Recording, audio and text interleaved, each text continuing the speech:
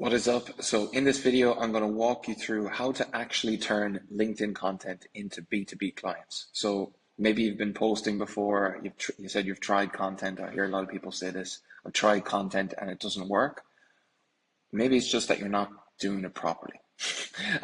So I've generated over $1.9 million from my clients. I've worked with over 100 companies to help them get clients through LinkedIn. So I'm going to walk you through the process that I bring everyone through, and every single post of yours should go through if the goal is to get customers. So my name is Colin Gallagher. I run a LinkedIn growth coaching program called LinkedIn AI Mastery. What I'm about to go through is kind of one of the fundamental things that everybody must learn at the start of the process. So I want to share it with you. So if you're posting content on LinkedIn to get customers, you have to post content around a single point that solves a problem for a specific person in a specific way.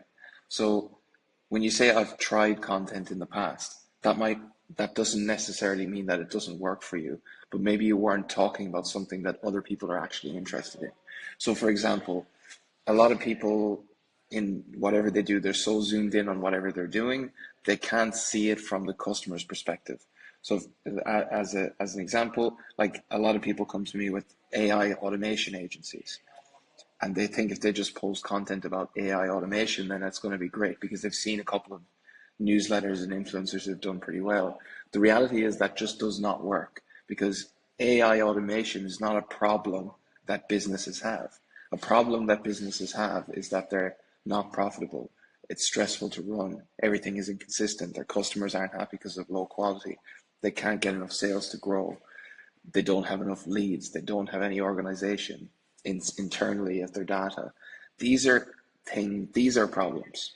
So what we want to do is position your service to solve one of those problems specifically. If you're a smaller business, you don't want to bite off more than you chew, but choose one of the primary problems that a specific type of business has that your AI automation or whatever you do solves, and position and speak directly to that thing continuously. So again, if we're talking about AI automation, zoom in on a problem that you know a lot about. So what is that? Is it content creation? Is it fulfillment for a specific type of client?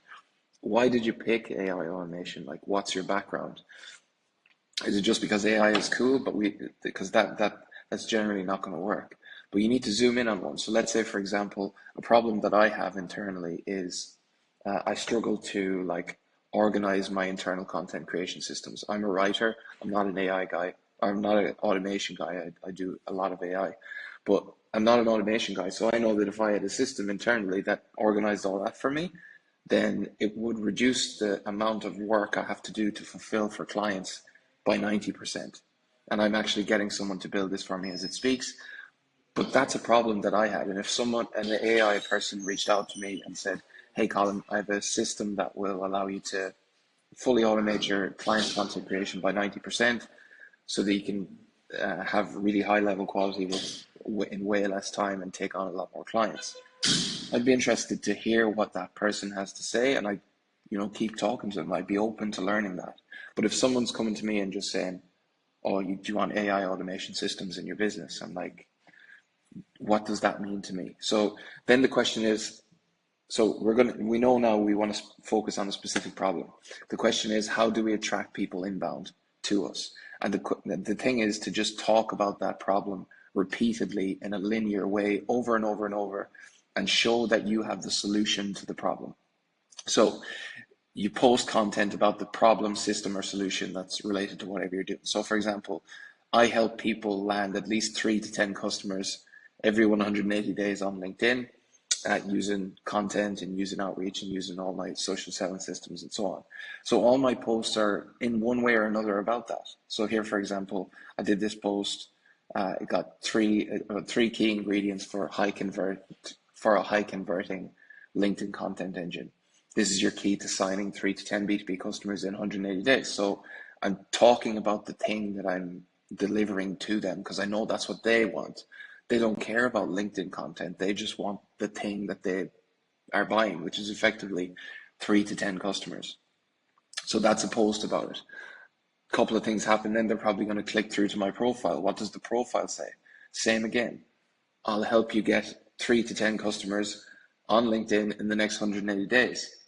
Visit my website to learn how. So it's all a straight line. It all makes sense. And then when they click through to the website, guess what it's going to say? Surprise, surprise, it says the same thing again. So it's all a straight line. I'm saying the same thing over and over and over. And what happens is this allows people to self-select. So if they want 3 to 10 customers through LinkedIn, they're going to go and get the free trial or book a call or whatever that might be, because they've opted into that. Because I'm constantly talking about that one thing. I'm saying you'll sign 3 to 10 customers, you'll sign 3 to 10 customers. If they think I want that, they will come to me, and I've done a good job of calling out the type of business that it works for and things like that. People will self-select and come through that way. Unfortunately, only about 5% of people who land on your profile in a good case will actually book a call. So in what you want to do to get the most out of the leads that potentially can come through is monitor who's actually viewing your profile and then reach out to them.